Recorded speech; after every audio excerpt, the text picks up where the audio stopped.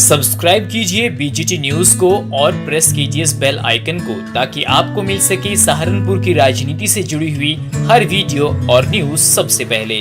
BJP ने शामली जिले में अपना चेयरमैन बना लिया है और जो मुकाबला था वो बेहद नज़दीकी था, बेहद टाइट था। लेकिन यहाँ पर विपक्ष का सीधा आरोप है कि बीजेपी सरकारी मशीनरी का दुरुपयोग कर पूरे प्रदेश के अंदर अपने चेयरमैन बना रही है। शामली में चेयरमैन बना है। बात करने के लिए हमारे साथ युवा नेता चौधरी वीरेंद्र सिंह जी के बेटे मनीष चौहान जी है। मनीष जी, पहले तो बहुत स्वागत आपका बीजीटी न्यूज़ पर। धन्यवाद, बहुत बहुत धन्यवाद। सर, ये बताइए, कहीं ना कहीं विपक्ष का आरोप है कि सरकारी मशीनरी का दुरुपयोग हो रहा है। यहाँ सरकारी मशीनरी जीती है या चौधरी वीरेंद्र सिंह?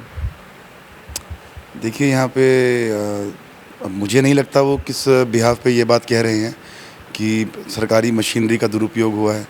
भाई, वो अपनी उनके पास 9 वोट थी, उन्होंने 9 वोट अपने साथ डलवाई, उनको 9 मिली, रिज़ल्ट में 9 आई उनकी। हम लोग 10 वोट अपने पास लेकर गए थे, हमने 10 डलवाई हैं, हमारी 10 आई हैं। तो बहुत ही चुनाव जो था बड़ा कांटे का था, बहुत नज़दीकी मुकाबला था, बड़े संघर्ष के साथ चुनाव हुआ। लेकिन एक कहीं वो अगर एक जगह भी ये साबित कर दें कि सरकारी मशीनरी का कहीं दुरुपयोग किया गया है तो आप हमारे सामने लेकर आइए। वो कहीं इतना सा भी 1% कहीं वो उस चीज़ को साबित कर ही नहीं पाएंगे। प्रसन्न चौधरी से अभी मैं मिल के आया हूँ। उन्होंने कहा है कि हम चुनाव जीत रहे थे विपक्ष में रहते हुए भी, लेकिन एंड टाइम पर सरकार के लोगों ने दबाव बनाया सदस्यों पर, कहीं ना कहीं प्रेशर की राजनीति हुई और देखिए 1 वोट से जो है भाजपा ने खुद को जिता लिया। देखिए, मैं एक आग्रह आपसे करूँगा, प्रसन्न चौधरी क्या कहते हैं या कोई और नेता क्या कहता है इसका तो मेरे पास कोई जवाब नहीं है।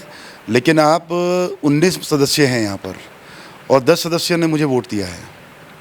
आप उन 10 के 10 से व्यक्तिगत रूप से जाकर मिलिएगा और अगर कहीं ऐसी बात आएगी आप उनको बिल्कुल जितना भी उनका टेस्ट ले सकते होंगे उतना लीजिएगा। मैं बल्कि उल्टा कहना चाहूँगा कि वो हमारे सदस्य इतने प्रेशर में थे, विपक्ष ने उनको इतना बदनाम करने का काम किया कि 2 करोड़ ले लो, 1 करोड़ ले लो, 5 करोड़ ले लो, 4 करोड़ ले लो, हम ये करेंगे, कुछ लालच, अलग अलग तरह के उनको लालच देने का काम किया।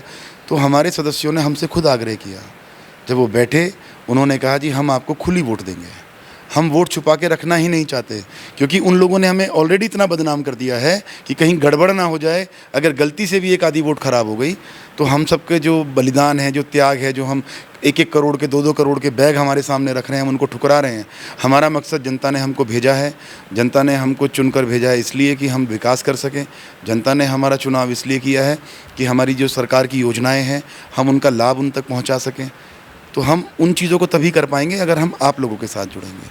हम लोग मोदी जी की जो कार्यशैली है, जो योगी जी जो यूपी में जो अपना एक विकास का उन्होंने ट्रेंड चलाया है, जिस तरीके से एक कानून व्यवस्था अच्छी है, लगभग 9 महिलाओं ने हमें वोट किया है। 11 महिलाएं बोर्ड में हैं जिसमें से 9 महिलाओं ने हमें वोट किया है।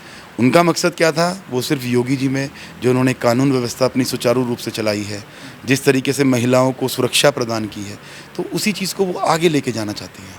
तो हमारे आप अगर मेंबरों से आप पूछोगे तो सभी मेंबर आपको क्लियर बता देंगे। हाँ, वो दबाव में थे, लेकिन वो दबाव में सत्ता के नहीं, वो विपक्ष ने जिस तरह का ड्रामा किया, जिस तरह का एक माहौल बनाने का काम किया।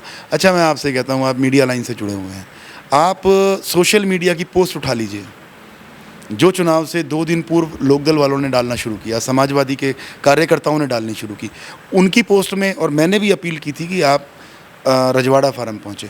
आप दोनों पार्टी का जो पक्ष और विपक्ष की आप फेसबुक से वो उठा लीजिए, जो हमारी अपील थी लोगों को वहाँ बुलाने के लिए, मतदाताओं से वोट डालने के लिए। उसी से आपको अंतर साफ पता लग जाएगा कि कौन शालीनता से चुनाव लड़ रहा था और कौन बदमाशी और डंडे के जोर पे चुनाव लड़ना चाह रहा था। ये बताइए, खबर आई थी कि आपने जो है वार्ड नंबर 14 से भी नामांकन किया था, फिर शायद वो पर्चा वापस ले लिया था। इसके पीछे क्या प्लानिंग काम कर रही थी? क्योंकि कुछ लोगों का मानना है कि बीजेपी फैमिली में से 2 सदस्यों को टिकट देने पर राज़ी नहीं थी, तो इसलिए आपने मधु का पर्चा भरवाया। देखो, वो सब चीज़ें तो एक वो हमारी स्ट्रैटेजी थी इलेक्शन लड़ने की। देखो, अगर वो सब ना होता तो शायद आज मधु जो हैं वो जिला पंचायत अध्यक्ष ना बनती, आज भारतीय जनता पार्टी का अध्यक्ष ना होता। वो हमारी एक स्ट्रैटेजी थी। मैं पूरी को तो ओपन नहीं कर सकता मीडिया के सामने, लेकिन वो जो कुछ भी हुआ वो भारतीय जनता पार्टी के नेतृत्व और हमारे बीच बैठ के तय होके उसके बाद ही हुआ था।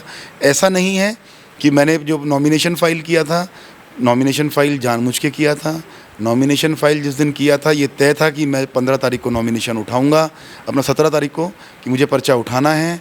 ये तय था कि मधु गुजर जो हैं उनका साइलेंटली पर्चा भरवाया जाएगा, ये तय था। तो मतलब कि हमें इस सीट पर एससी को लड़ाना है क्योंकि ये सामान्य सीट थी। ऐसा कोई प्रेशर ना पार्टी की तरफ से था, ना कोई प्रस्ताव ऐसा था कि भाई एक को ही चुनाव लड़ाना है या दो को नहीं लड़ाना है। हमने क्लियर पार्टी को बोला था, हमसे पूछा गया था, हमने स्पष्ट कह दिया था जो आदेश पार्टी करेगी, जैसा पार्टी चाहेगी, हम लोग उस पे हम कोशिश करेंगे, मेहनत करेंगे। और ये सब माता रानी की कृपा रही कि हम लोग उस अपने जो हमारी स्ट्रेटजी थी वो कामयाब हो गई है और आज हम भारतीय जनता पार्टी का जिला पंचायत अध्यक्ष बनाने में कामयाब। ये बताइए, कुछ लोग मान रहे हैं शामली और सहारनपुर में भी कि ये जीत वीरेंद्र सिंह की जीत है, कद्दावर नेता हैं, तो आप मानते हैं कि ऐसा कि ये सिर्फ इस परिवार की जीत है या पूरे संगठन की जीत है? देखिए, इसमें कोई दो राय नहीं है। वीरेंद्र सिंह जी बहुत मजबूत नेता हैं, कद्दावर नेता हैं और मैं तो ये कहूँगा कि शायद पश्चिम उत्तर प्रदेश में क्या, आज अगर हम हिंदुस्तान की राजनीति की बात करें तो शायद गुर्जर समाज में इतना सीनियर लीडर कोई नहीं है। और अगर पश्चिम की बात करूं तो मैं सर्व समाज की बात करूं तो कोई इतना, मेरे ख्याल से आज़म खान साहब या मुलायम सिंह जी, यही चंद उंगलियों पे नाम हैं, 2-4 लीडर हैं जो 6-7 बार विधायक रहे हैं, मंत्री रहे हैं, बहुत बड़ा कार्यकाल जिनका रहा हो, 13 चुनाव वो लड़ चुके हैं। लेकिन देखिए, जब वीरेंद्र सिंह जी बीजेपी में हैं तो कोई दो चीज़ें करने का तो औचित्य नहीं बनता। वीरेंद्र सिंह जी की जीत हो या भारतीय जनता पार्टी की जीत हो, दोनों एक ही बात है। हम जिस पार्टी में हैं, जिस दल में हैं, वही हमारा सब कुछ है। आज हम भारतीय जनता पार्टी का हिस्सा हैं तो हमारी जीत भारतीय जनता पार्टी की जीत है।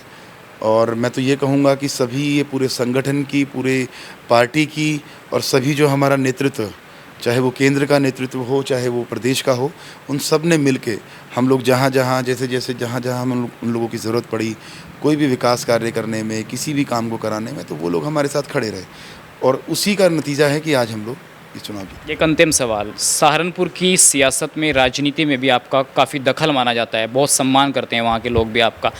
क्या ये मान लिया जाए कि सहारनपुर की सियासत में कहीं ना कहीं गुजरों के लिए खासकर एक डाउनफॉल चल रहा है? क्योंकि आपने देखा होगा पिछले दिनों में क्या चल रहा है। नवीन खटाना चेयरमैन बनते बनते रह गए, जयवीर का पर्चा होते हुए कैंसिल हो गया, बाद में वापस ले लिया। सहारनपुर की सियासत पर क्या कहना चाहेंगे? एक छोटा सा कमेंट। बड़ा उलझा हुआ सवाल पूछ लिया आपने हमसे। देखिए, हम लोग ठीक है, वहाँ पर आज भी मैं कहूँ चुनाव जीते हैं तो अगर आप मेरा इनबॉक्स चेक करेंगे, चाहे वो टेक्स्ट मैसेज हो या व्हाट्सएप मैसेजेस हों या फेसबुक पे हों, तो आप देखेंगे, मुझे लगता है कई हज़ार मैसेजेस जो मेरे पास बधाइयों के और ये कि समाज की इज्जत बचाई आपने। देखिए, एक गंभीर विषय है फ़िलहाल ये गुर्जर राजनीति, फ़िलहाल बहुत ही गंभीर अवस्था में है। मैं तो ये कहूँगा, हमने पार्टी में भी बात की है, हम लोग बात भी करेंगे। जल्दी हमारी मुलाकात संगठन में माननीय प्रदेश अध्यक्ष जी से होनी है, माननीय मुख्यमंत्री जी से होनी है और माननीय सुनील बंसल जी से हम लोग इस बारे में बात करेंगे। कहीं ना कहीं देखिए, हम लोग भी चिंतित हैं कि सहारनपुर में कुछ तो है, या तो कहीं ना कहीं नेता कमज़ोर हुए हैं या कहीं ना कहीं जनता कुछ उपेक्षा ज़्यादा कर रही है। आपका कहाँ से मन है चुनाव लड़ने का? लोग पूछ रहे हैं कि मनीष चौहान कहाँ से चुनाव लड़ेंगे, मंत्री जी राज्यसभा जाएंगे कि नहीं जाएंगे, एमएलसी बनेंगे कि नहीं बनेंगे। बहुत से सवाल सहारनपुर के लोगों के मन में भी है और यहाँ के लोगों के मन में भी है। क्या कहेंगे भविष्य पर? देखो, ये तो पार्टी का निर्णय है। पार्टी जहाँ से भी टिकट देगी, तैयारी है हमारी। 2022 में हमारी तैयारी है, अपनी शामली विधानसभा से तैयारी है। हम लोग मांग भी शामली विधानसभा से रहे हैं। पार्टी के ऊपर है बाकी निर्णय। हम लोग सिर्फ एक अपना आवेदन कर सकते हैं, अपनी दावेदारी दिखा सकते हैं। उसके बाद निर्णय पार्टी को लेना है कि वो शामली से हमें बेहतर उम्मीदवार समझती है या हमें किसी और सीट से देती है। लेकिन हाँ, इतना एक मैं वादा करता हूँ कि पार्टी चाहे मुझे कहीं से भी चुनाव लड़ने के लिए कहेगी तो मैं वहीं जाकर चुनाव लड़ूँगा। चलिए, बहुत धन्यवाद मनीष जी हमसे बात करने के लिए। तो मनीष चौहान का ये मानना है कि पार्टी जो जिम्मेदारी देगी उसको निभाया जाएगा। इस वीडियो में बस इतना ही। अपने सहयोगी अक्षय के साथ सचिन चौधरी, शामली, बीजीटी न्यूज़। खबर को अगर आप फेसबुक पर देख रहे हैं तो हमारे फेसबुक पेज को लाइक और फॉलो जरूर कीजिए, और अगर आप यूट्यूब पर देख रहे हैं तो हमारे चैनल को यूट्यूब पर जाकर अभी सब्सक्राइब कीजिए।